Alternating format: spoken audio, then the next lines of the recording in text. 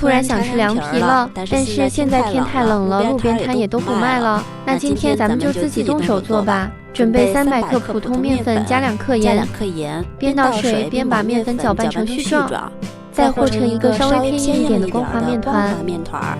盖上保鲜膜，松弛半小时。松弛好后来进行洗面，倒入没过面团的水。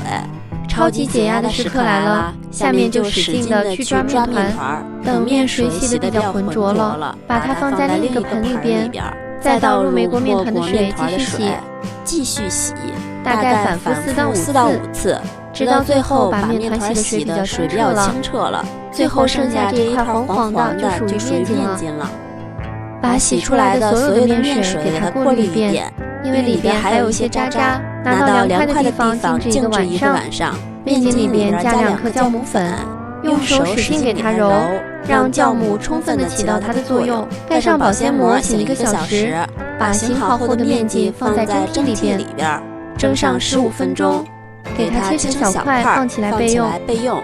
淀粉水沉淀以后，我们需要把上面的水给它倒掉，最后稍微留一点清水，底下的就是淀粉，用勺子充分的给它搅拌均匀。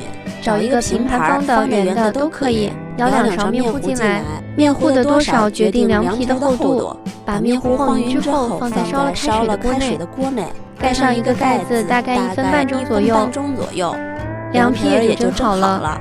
用夹子给它拿出来，放在一个盛了凉水的容器内，里边再给它稍微盛一点凉水，用铲子把边缘稍微呛一下，很轻松的一张凉皮就能接下来了。每放一张，上面涂一点点食用油，防止粘在一起。我用的是9寸的披萨盘，最后一共做了8张，自己做的还是很筋道的。吃的时候切成条，再来调一个灵魂酱汁，1勺辣椒面，半勺花椒粉，1勺白芝麻，倒1勺香油，把辣椒面浸湿润，防止辣椒炸糊。再浇上刚烧热的食用油，搅拌一下出来香味儿。再加1勺白糖，适量的盐，2勺生抽，3勺醋，必不可少的一定要放麻椒油，相信我放了真的很好吃，少放点就行。再来1勺麻酱，也就是我们平时吃的芝麻酱。最后再放一点兑了水的蒜泥，充分的给它搅拌均匀。灵魂酱汁已经做好了，再放上凉皮的好搭档黄瓜丝、胡萝卜丝还有面筋，浇入调好的酱汁，最后给它拌匀就可以了。